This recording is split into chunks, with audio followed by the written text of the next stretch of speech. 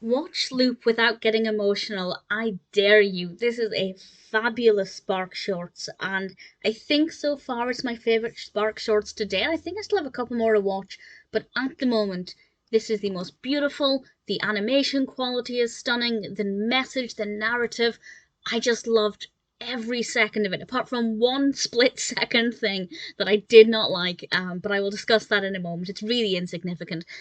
This was released in 2020. It's directed by Erica Milsom and it's written by Milsom, Adam Burke, and Matthias de Klerk. And I apologise if I mispronounced that or any other names in here.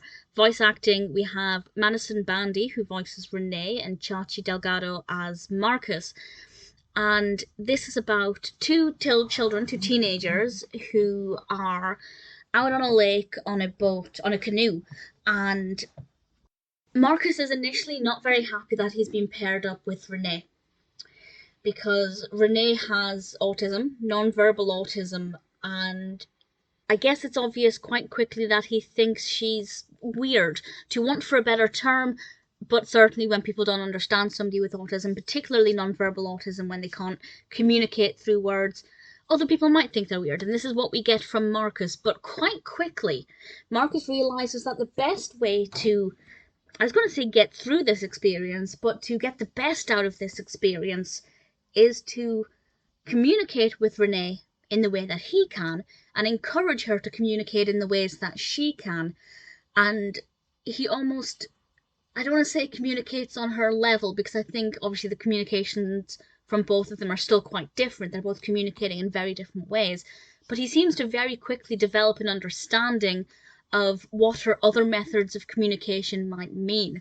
And there's an injection of humour in this with when he realizes that Renee had perhaps tricked him in order to go to somewhere she wanted to be. I won't say any more about that.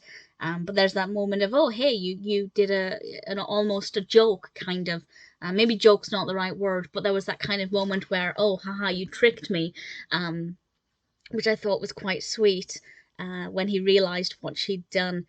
And he begins to realise as well that the things she's enjoying may seem strange or quite simple pleasures, but then he allows himself to have the same experience and he begins to share things with her. And it's just so moving. And Marcus goes on this really great journey with her. And I think that the main thing is that it's so eye opening about the fact that Renee has likes and wants and needs, and that, which I mean, sounds obvious, but to some people, some very close minded people, somebody who's got, or just non-verbal in any sense, they kind of think, well, if you can't speak, clearly you can't think properly either, but that's not necessarily the case.